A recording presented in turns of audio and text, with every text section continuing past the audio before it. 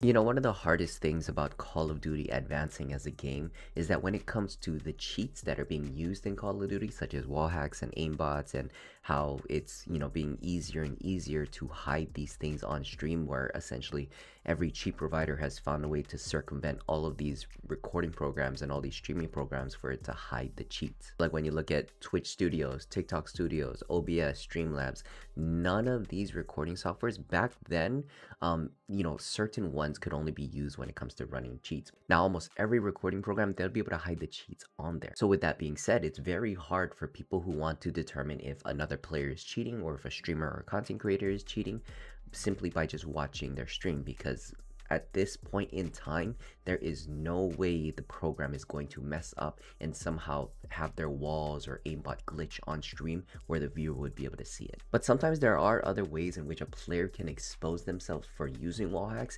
simply by how they center their enemies. So I want to show you this clip real quick. It shows me dying to this player. You don't necessarily see any wall hacks in use or aimbot in use, but based on how he centers me in the kill cam is a huge indication that he might be running walls. So I'm going to play a clip right here. This is going to show me dying, but just watch in the kill cams of how this player centers me before taking me down. All right, I'm going to play it right now.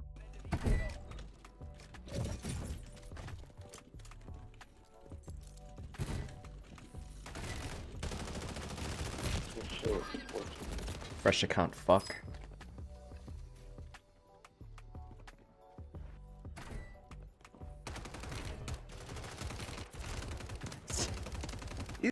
So now that you watched the full clip in context, let's do a breakdown specifically of why I think this guy might be using wall hacks based on how he centers me in the kill cam. Alright, so let's play the clip. Boom, puts down the radar. I hear audio footsteps. Radar confirms his target position. By that time, it's too late. Fresh account takes me out. So let's take a look at this right here. Okay, this is one dead giveaway that just basically adds to the susness that this player could be cheating, is the fact if you look at the level of his account, it's a level 43 account. This is a fresh account.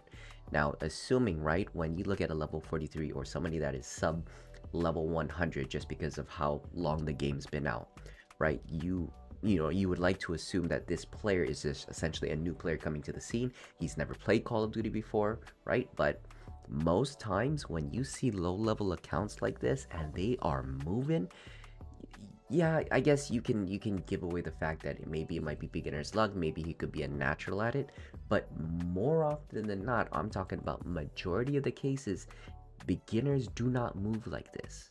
And if they move like this from the very start, that is a key indication that it's a player that has already been playing Call of Duty and has just made a new account. And the excuse that cheaters use to kind of cover up the fact that it's a fresh account is, they'll identify it as a Smurf account, or they'll just go straight to gaslighting and said, hey, I'm sorry that you don't get spam reported left and right while my accounts do. That's why I have to go through these account rotations, because I'm that good. The amount of gaslighting that this community does, especially for cheaters who are trying to defend sus gameplay, it is brain rotting insane. But anyways, let's continue with the video.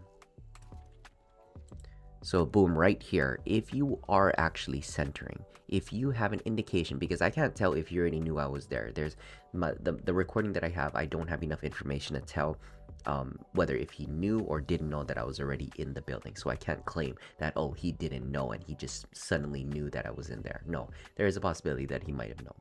But anyways, if you are actually centering, you are not going to center this wall. You are not going to center this corner. When he moves, you can tell that he knew that I was inside the building.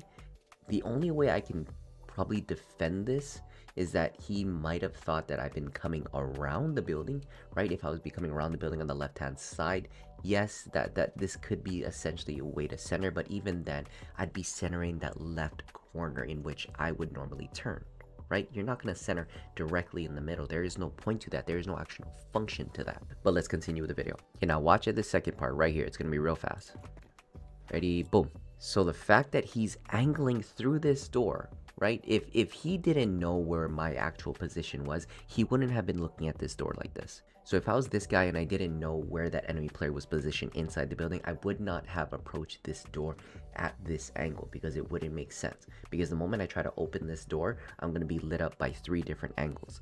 he did not set himself up in a way that he didn't know where I was. He set himself up in a way where he knew that by going through this angle of the door, he's gonna make contact with me.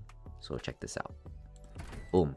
This is where he messes up, because it looks like he forgot the structure of this building. Like, he knew where I was, but he didn't realize that there is a wall that divides between the outside entrance to the inside room, of which, you know, where you get that specialist perk before. Now, the only excuse that is going to defend his angle and what he took is that he was trying to check the left-hand side of the door to make sure that I wasn't camping there, right? Because there is a back corner in which you can crouch and sit down and wait for someone to come through the door. But even then, this is not the angle that I would actually take if I was trying to see if someone was camping that corner. And then of course he recorrects himself and takes me down. He pre-fires me going through the corner. Nothing sus about that, because if I knew that there was an enemy in that room, I would have done the same.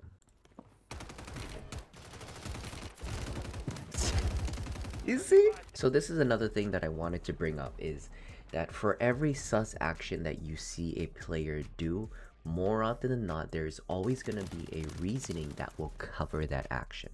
What I mean by that is, when I said he was centering through the wall, there could be a possibility that I could be coming right around the corner. That's copying him out. That's essentially me defending my own accusations. But the thing is, you have to be objective about it. You have to see on both sides of the fence. A lot of people who talk about this type of content really go into that mindset of guilty until proven innocent, when it's actually the other way around, where it has to be innocent until proven guilty.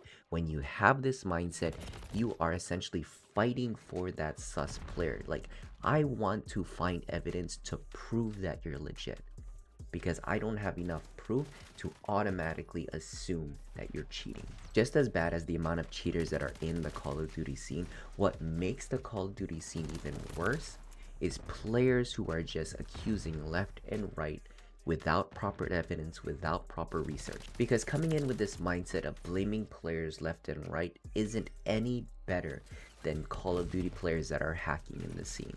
Because what that creates is a massive witch hunt on players that may be guilty, but also players who are innocent, where they're going to get caught in the crossfire.